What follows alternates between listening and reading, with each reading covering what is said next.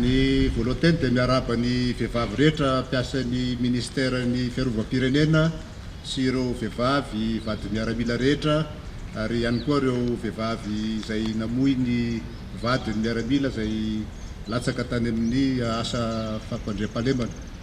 Ny faharoa manarak'izay dia resaka coronavirus, satria vao tamin'ny zoma zay no nisy fivoriana ngezabe niarahana amin'ny partenaire technique et financier sy ny chancellerie rehetra sy ny mpikambana amin'ny gouvernemanta, dia mila miomana tokoa zany tsika amin'izany coronavirus zany.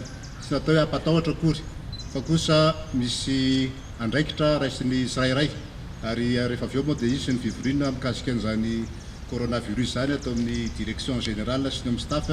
Fa ny tokony ho fantatritsika zany dia mila manana famatorantsika miatrika an'izany mety sanatria fidiran'izany coronavirus zany eto Madagasikara, satria nareo tsara fa efa be dia be ny olona any Europa no sahirana amin'ny fidiran'io tsimok'aretina io. Raha ny Italie ohatra dia efa olona 420 tapitrisa no tsy mahazo miala ny toerana misy azy tsony, ary any France ankehitriny dia efa tsy azo ataony mivory mihoatra ny olona 1000 manomboka tamin'io omaly alina zany. Fa isika koa dia tsy tokony ho diso anjara, satria be dia be miaramila manao rassemblement, manao sport, manao fivoriana, dia mila manana maka-fepetra manokana mikasika an'izany. Ao amin'ny DSNGR ohatra, ary arabanan'ny DSNGR zany dia efa manana an'ireo thermomètre frontal reo, satria zareo mandray olona tsy maintsy mampiasa an'ireny zany ahafantarana hoe reo mpamangy reo ve sanatria misy mitondra tsimok'aretina coronavirus, dia tokony misy fepetra zay ho raisiny. Zany moa mbola ho tapahana miaraka amin'ireo tale général sy tale rehefa avy eo amin'ny andraikitra rehetra sy ny mesure rehetra tokony ho raisitsika mikasika an'izany.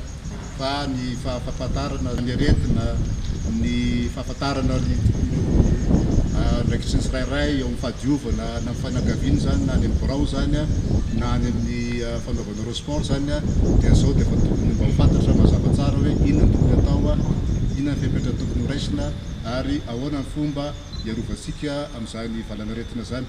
Tsy natao hampatahotra ho avy eriko indray mandeha, satria araky ny organisation mondiale de la santé dia mbola tsy misy an'izany eto amintsika. Misy eto amintsika dia olona atao quarantaine any amin'ny hôpitaly ny Anosiala, fa ny hoe marary kosa dia mbola tsy misy na anankiray.